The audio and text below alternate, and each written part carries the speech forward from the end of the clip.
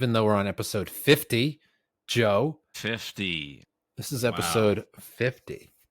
But yeah, we've been on this since September of last year, so we're coming up on a year. We're 2 months away. Which is wild. I can't believe I've been doing this for a whole year. And we're doing it 50 times now. Yeah, 50 times. But outside of that, I've no use for dough. It's the root of all evil. All right, Joe, what do you got for us this week? I've got some economic data for you. I've got some drama related to the Fed. What more could you ask for?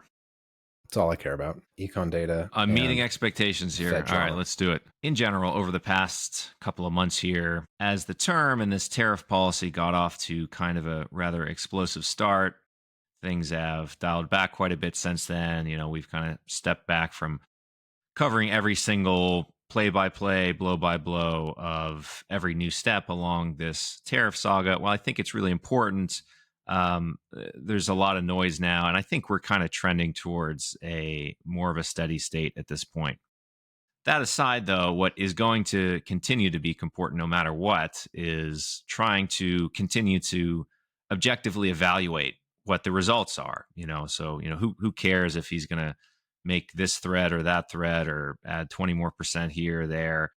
Really, all that matters is in the United States data, economic data, what does that look like? Are we seeing signs of impacts of these various tariff policies, whether positive or negative? So this week, there was a lot of economic data that came out. So I thought it would be timely to review some of that. Specifically, this week, we had inflation. We had June CPI and PPI we've been covering pretty regularly now at this point. And then we also had retail sales, which is another very important measure of the health of the U.S. consumer, what the demand side in the economy is looking like, as well as, admittedly less important, but we also had there's a weekly data point on unemployment claims that come out. And so that's been trending downward as well. So there's been less people filing for unemployment. People are either getting jobs at a healthier rate or, keeping their jobs. So that said, let's jump right in here. Which one do you want to talk about first, Luke? Inflation. All right. June CPI. What do you think, Luke? Did you see this one yet? What do we have, like 2.7? I saw that it crept up. 0.3% month over month from 0.1% in May.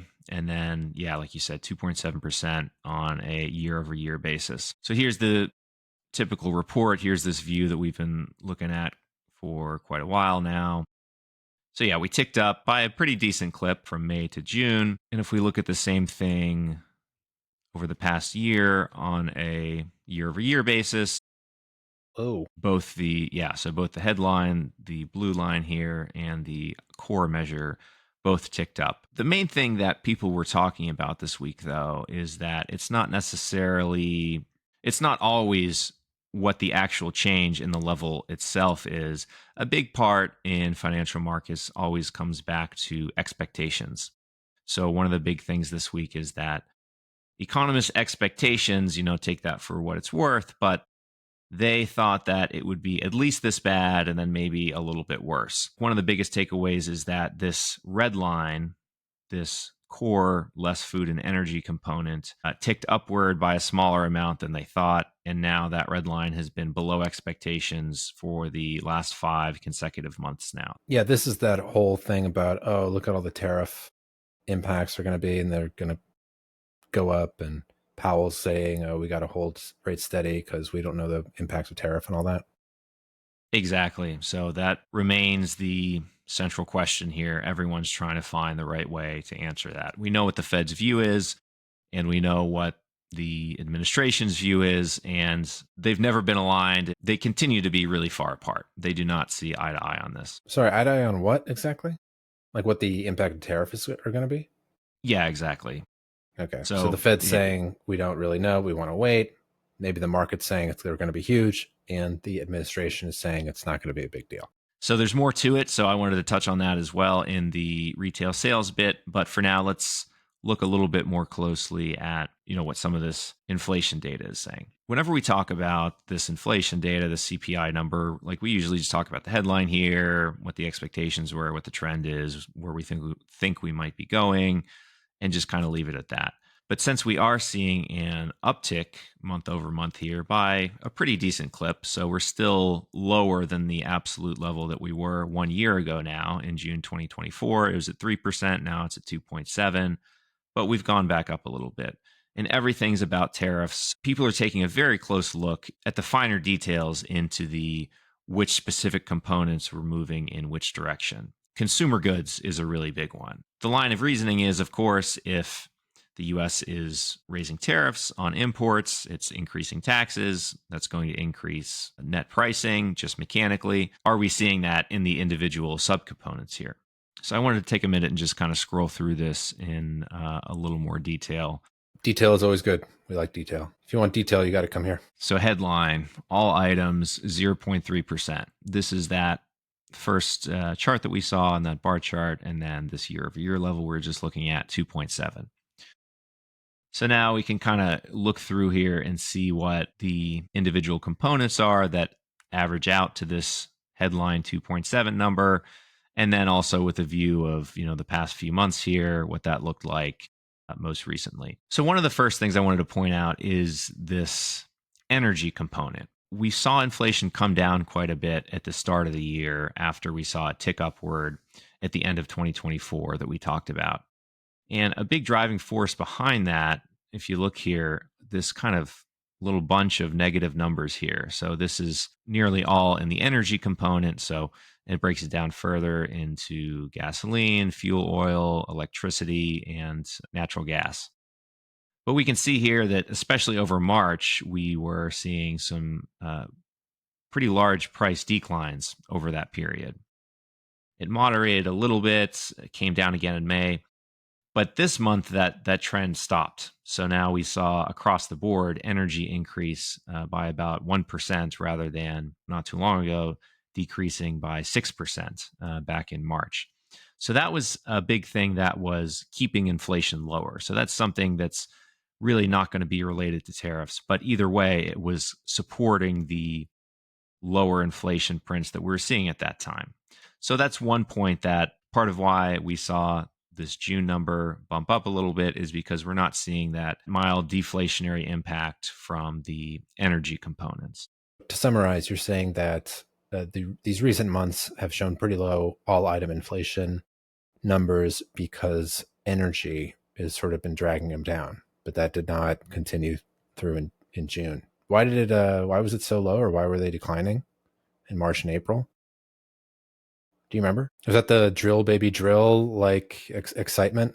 It's partly that there was kind of angst about geopolitical situations in the Middle East, but kind of every time it ended up not turning into a huge issue. So you see energy come up a little bit, but it always came back down. And I think overall, what's the price of oil right now? So this probably tells most of the story right here alone. We're just seeing the price of oil come down pretty consistently here over the past 6 months. So we're down about 15% in the past 6 months over that period. So that's definitely going to have that kind of expected impact. But now we're looking at June.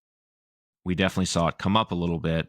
And so this rise here, this was the geopolitical situation with Iran over in the Middle East, but then things seem to have ended pretty smoothly here, and we haven't heard anything about it since. So oil came back down again. But on net from the end of May to June right here, into July, oil is a little bit higher. So using that as a proxy for energy in general, you can kind of point to these declines and now a little bit of stabilization and a little bit of an increase since then. But energy markets in themselves are entirely different animals that respond to a large array of global factors and, not just what's happening in the US. So the interesting piece should be, though, what does the inflation for goods look like? So here we've got, I guess we can look at this apparel line here. That presumably is going to be something that's highly impacted by tariffs. You go to any department store nowadays and look at the label where it's made from. China, Vietnam, Mexico, all of these places that have been certainly in the headlines with regards to tariffs coming up, going back down. Well, just a lot of noise on all sides there. But we really didn't see any of that until this month, really. We did see that come up just a little bit in June, but in prior months, it was still moving in the opposite direction. Sorry, which one?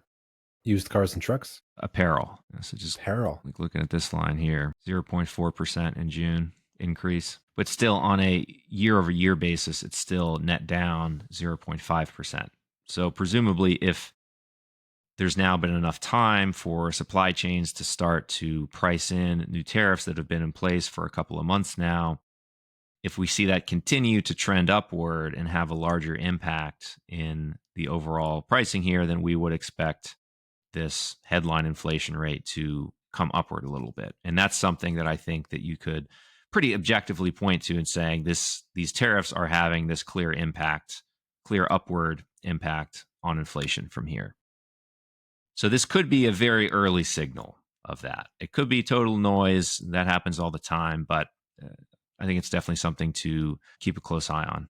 So we wouldn't really expect services to be impacted by tariffs all that much, but we definitely would expect things like consumer goods and a bunch of these items that are listed here. So we can go through here and kind of look. So windows, furniture, under this appliances section right here. This is something that people have begun to point to and say we're starting to see the impact of tariffs in here so far. So looking at major appliances, specifically laundry equipment. I don't know exactly why this is one that people have been paying attention to, but I've seen that mentioned a lot. Like you see washing machines increase in pricing. People saw that happen in 2018 during the first round of tariffs. The impact was quite small, but you could see it there. There's definitely an increase in pricing in this area. But if you start to kind of squint in on this a little bit, so even just kind of not zeroing in on any single item here, but if we just look at the overall for June here, so that would be this rightmost column, May to June. These are all pretty positive numbers. Just scanning back a couple of months, even back into April, there's a good bit of minor price declines. Kind of every other line item here almost is kind of positive, negative, back and forth. That's pretty typical noise. I wouldn't really read too much into that.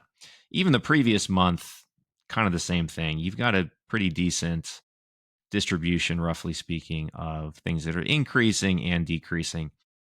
But if you look at June, down the line here, nearly everything's positive except for this very last item. So not even focusing on any one thing in specific, but it does look like there could be an early sign of price increases into these various consumer goods type products. Huh. Yeah, that's pretty wild. I mean, when you started saying people were zooming into laundry equipment and you didn't know why, and it's like, well, I've got a theory.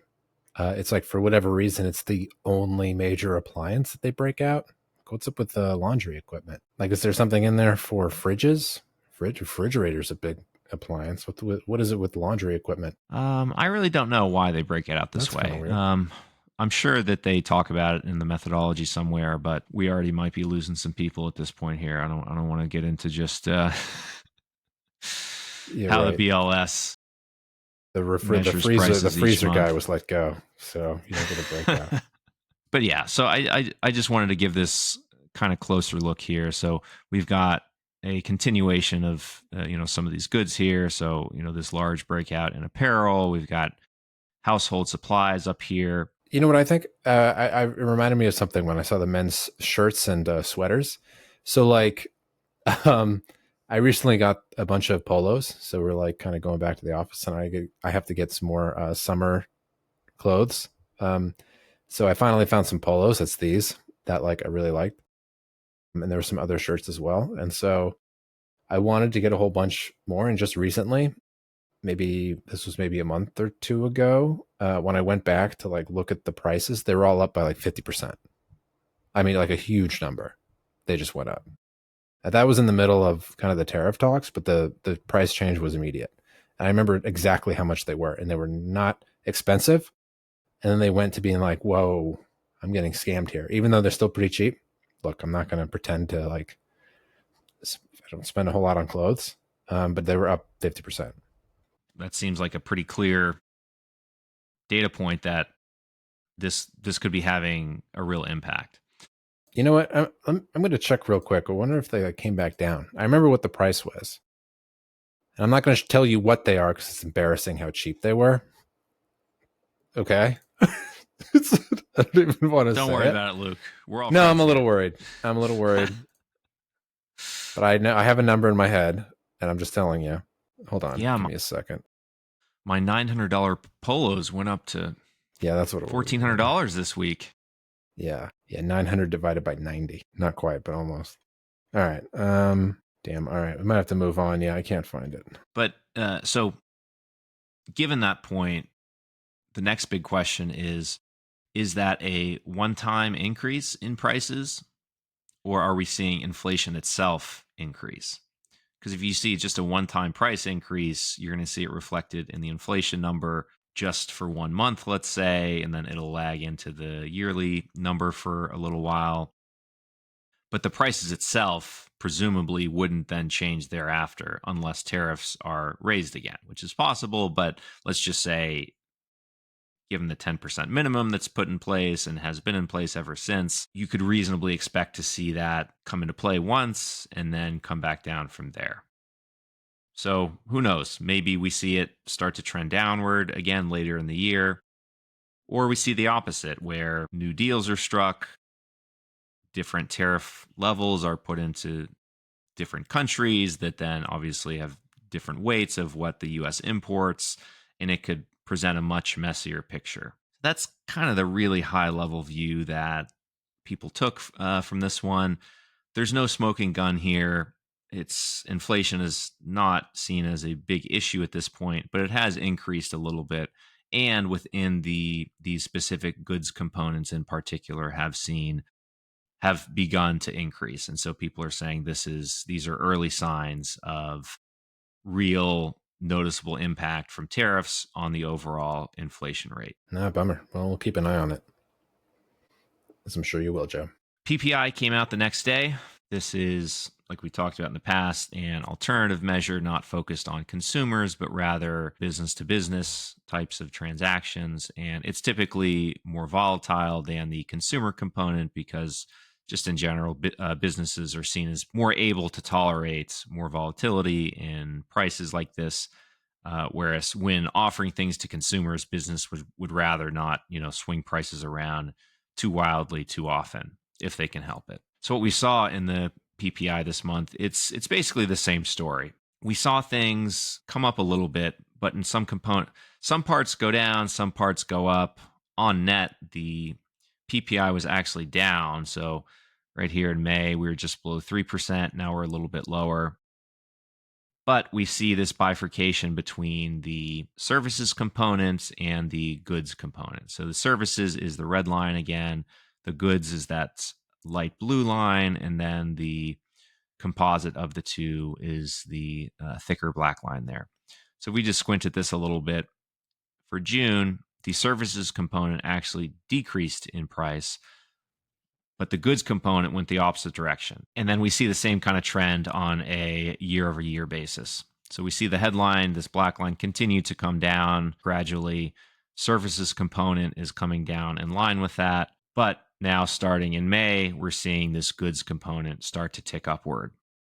So without going into the full breakdown again, like we did on the CPI, you can kind of tell a very similar story from this alternative measure of inflation. Interesting that the black line seems to be more weighted towards the services. We are a service-based economy, I guess, or something like that. Or is that like trying to capture? I guess that's trying to capture everything. It's not just going to be weighted by, say, who they talk to or something in a survey. I'm not really sure precisely. So again, not going fully into the full methodology of how they're measuring these things, but taking it at face value, this composite number continues to come down, but we're seeing the goods part of it put some takeaway. upward pressure on it. Interesting. So we're just talking about pricing. One of the other major reports we got this week was consumer retail sales. This one's really closely watched because it's a rough proxy for the health of the US consumer. Are people buying more or less goods? All else equal, if they're buying less, others are getting less income because there's less money changing hands, less transactions occurring. That thing kind of feeds on itself. And then when you're in an economic decline, you see these things typically start to come downward. And so that's what we saw the past couple of months, just ahead of the initial tariff implementation.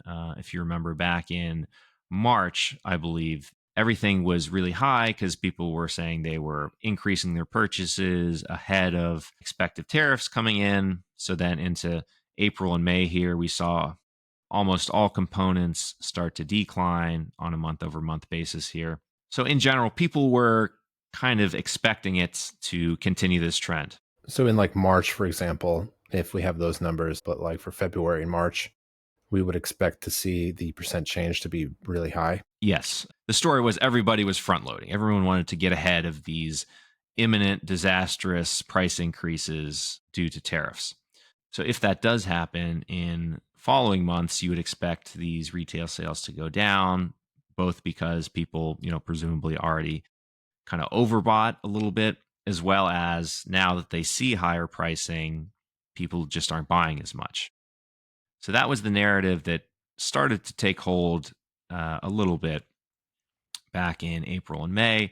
And that was kind of the thought for this ahead of this release for June. People thought that, or at least compared to expectations, these numbers were far higher than people expected. So, if anything, they expected things to continue falling down. But across all of these components, we can see everything turned around. Everything was stronger than expected. Interesting. So we got some healthy demand, more than expected. Yeah. Yeah. So now thinking about all this data a little more holistically, it kind of puts the Fed in a tough spot because given the inflation bit, if inflation is doing well, then, maybe they have some room to cut as, the Republicans and Trump would really want. But at the same time, we're seeing more robust economic activity, both in retail sales here. And I briefly mentioned before, the labor market has been not gangbusters or anything like that, but certainly resilient. So this week's unemployment claims fell to a 3-month low. The recent non-farm payrolls earlier this month for June showed a decent increase. Definitely not anything, disastrous, but it's pretty solid. And so this retail sales looks almost kind of like better than solid. So if you're in a spot where all those things are doing well, now the Fed can see that and say, well, we've got plenty of space now to just continue just to wait and see if anything, what the eventual impact of these tariffs are going to be. So it's really kind of a sweet spot for the Fed. It would be much trickier if we were seeing clear declines in these measures of consumer demand, deterioration of the labor market in a very clear way. But we're just not seeing that. We're seeing inflation subdued. We're seeing economic data resilient or strong. Sounds like a pretty good place to be. Yeah, no, that sounds good from a Fed perspective. That's kind of what they want to see. Have the decision be easy. Be like, if they start to see inflation go up and the economy is looking strong, then the answer is keep it flat. Why wait? The concern would be if the econ numbers, like these demand numbers, started to shrink and they started to see maybe some rough labor market stuff. And they said, okay, now we need to decide, do we stimulate the economy or do we continue to fight inflation? But that decision is not really pressed itself to the Federal Reserve, FOMC. So that's interesting. So probably keep it flat. Right. Do you know if did the market come to this kind of a similar conclusion that we are? Like, are they still expecting the same number of cuts? I think there's like 2 for this year priced in.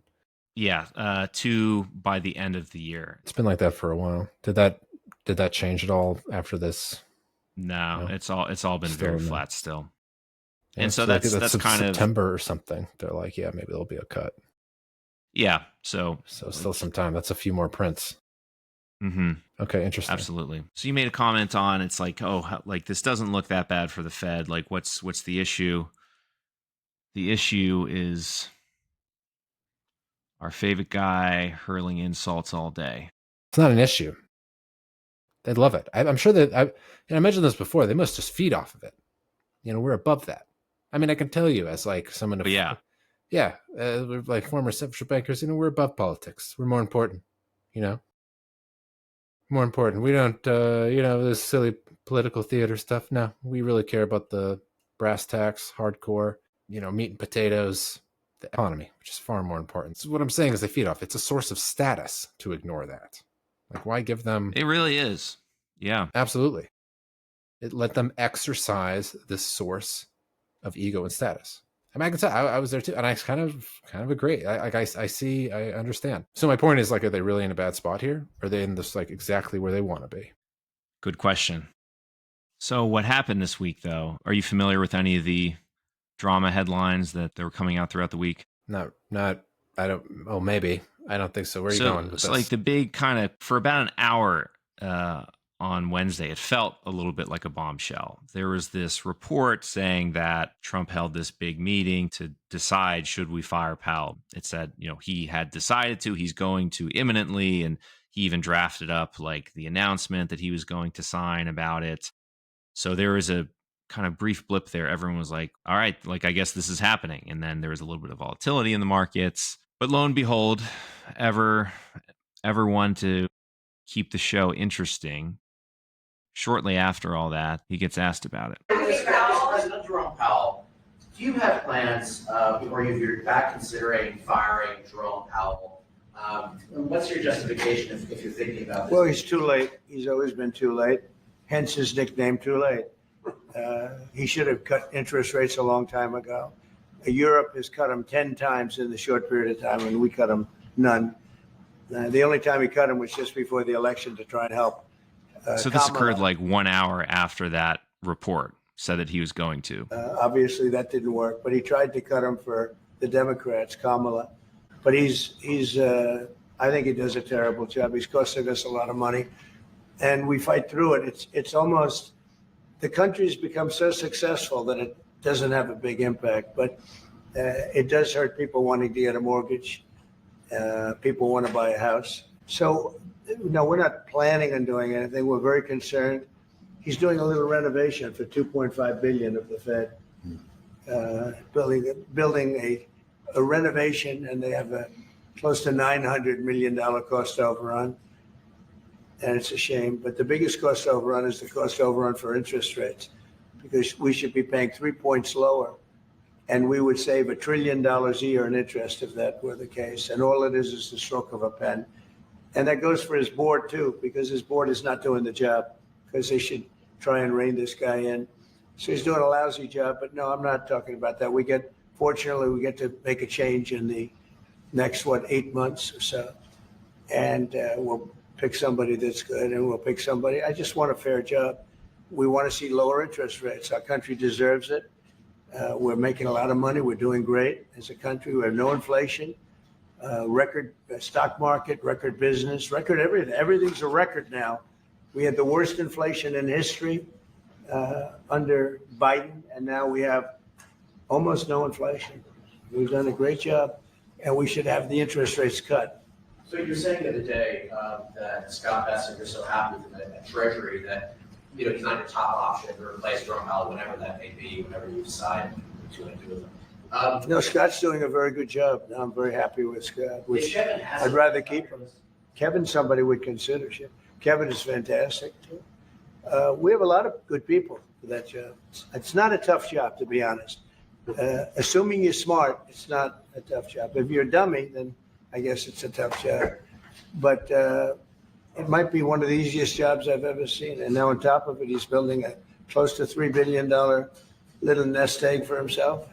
He's not doing the right job. We should be saving $1 trillion a year in interest. When he talks about cost, we should be saving, think of it, $1 trillion a year. Add that with the tariffs and everything else. But he just doesn't want it. He's a knucklehead. He's a knucklehead. That's the official view. All right. I kind of saw your face down at the corner of the screen here watching that thing, sort of some smiles, some confused looks, a lot of back and forth there. That's just about the reaction that I was going for there. Okay, yeah, thank you. I'm trying to think if I can remember the actual moments with my mouth. Pretty classic Trump style. He said like 500 different things, kind of related, kind of not related. Yeah.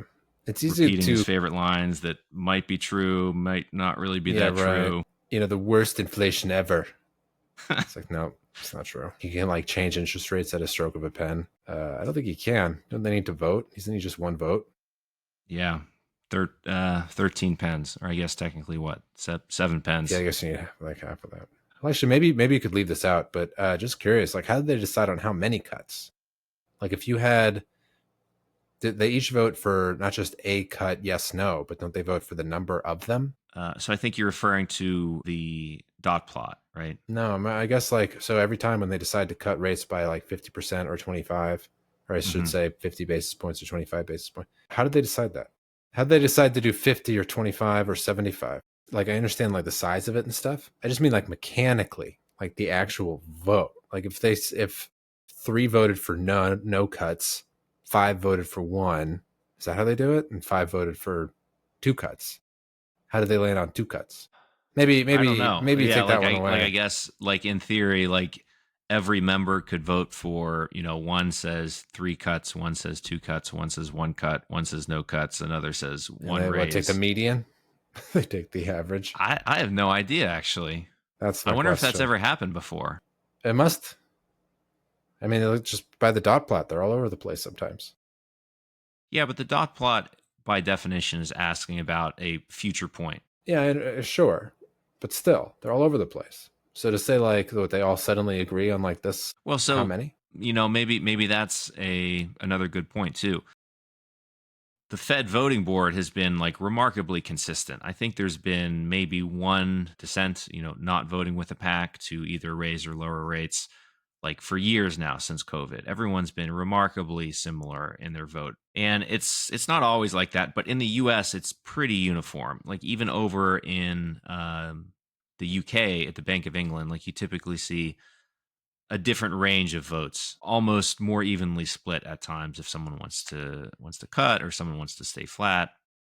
But at the Fed, like at least, in recent memory, there hasn't been anything close to that. They all vote very, very similarly. So that's also a view thinking about who Trump might nominate for the next Fed chair. Those that are really concerned about it are thinking, well, if he nominates, a crony who's just going to do whatever he tells him, like you're saying, at the end of the day, he's still just one vote. So if he was a total outsider who, kicks and screams to lower rates, but everyone else stands pat kind of in what they're thinking today, despite a new Fed chair next year, functionally nothing could change. And that's the other big question, especially if Powell's term as Fed chair ends in May 2026, but his term on the Board of Governors as a voting member on the FOMC doesn't end for 2 years after that. So Fed chairs typically just, traditionally they step down from the board whenever their term as chairman is over as well, kind of end of an era, usher in the new head, and, they've done their job and they can retire at that point. That's what Ben Bernanke did. That's what Janet Yellen did. People expect Powell to do the same, unless things look extremely different today. There's a view that if Powell's extra concerned that Trump's going to put someone in his place that isn't going to be, in his view, as careful of a steward of the U.S. economy as he is, then it's entirely within his rights to stay on the board and continue voicing his views, placing his vote. So he could kind of have this competing view with the new Fed chair as the just finished old Fed chair, but not yet retired. What do you think is going to happen? Sorry, I was also just looking up this question, so I don't know if we can just leave it. See, composition of the FOMC: 12 voting members, 7 members of the Federal Reserve Board of Governors, including the chair, president of the FRB New York, permanent, and then 4 of the other 11 non-voting Reserve Bank presidents will participate and discuss minutes, voting, or policy actions. The chair proposes a specific policy action, e.g., cut the federal funds rate by 25 basis points, and members vote on this proposal. Okay, voting is typically done by voice or a show of hands during the meeting. And the results are recorded. Member can vote in favor, dissent, or abstain. Dissents are rare, but occur when a member disagrees with the proposed rate change, or other policy actions. The FOMC strives for consensus, and the chair often works to propose a policy that garners broad support. Before the vote, members express their views during discussions and alternative proposals, e.g. a 50 basis point cut or 25 may be debated. However, only one specific proposal is formally voted on, typically the one crafted by the chair based on the discussion. Interesting. It really is like kind of driven by the chair. So like, and obviously they're going to be talking with each other beforehand. They probably know how this is going to go. Like I know certainly when I was working at the Fed and, and speaking with banks and stuff, a lot of times there's just a lot of discussion back and forth before the formal thing actually comes out. I mean, it's almost like the formal showing of a play after you've already rehearsed it 100 times. Yeah, in a way. Yeah, pretty much. They kind of already know how it's supposed to go because they've already decided and did all the work beforehand. This is just like, the formal meeting. In that sense, yeah, maybe I'm not giving Chair Powell enough credit. He probably, because you kind of think, oh, it's voted on. So it must be more evenly spaced. But if it really is him proposing it, then they vote on it. That's a different dynamic. Today, you could assume if there's someone that in the kind of extreme scenario where, Trump puts someone in that just does whatever he says, right? That individual would propose cutting rates, and then everyone would vote no against it, presumably speaking. And then like in an even more extreme scenario, like if inflation starts to tick upward and we get into a space where there's a view on the Fed board that maybe rates should even be increased. But then what if the Fed chair comes in and proposes, no, we're going to lower rates again? Just kind of like completely takes it off the table to raise rates. This is interesting. This is kind of an interest. As I kind of get older, let me kind of share something. It's just like people at the very top of these organizations, the one with the ambitions to rise to an existing organization. In my view, there are certain, dare I say, type. I think like founders who started their own company, go their own route are one type. But I do think there is a certain type that look at a organization as almost like this mountain to climb. And the goal is to get to the top. Like what the organization is or does is not necessarily that important to that individual. The important thing is just getting to the top of this mountain that is the status garnered with being associated with such an august, important institution. And people like that know how to like play the game. They're politically very savvy.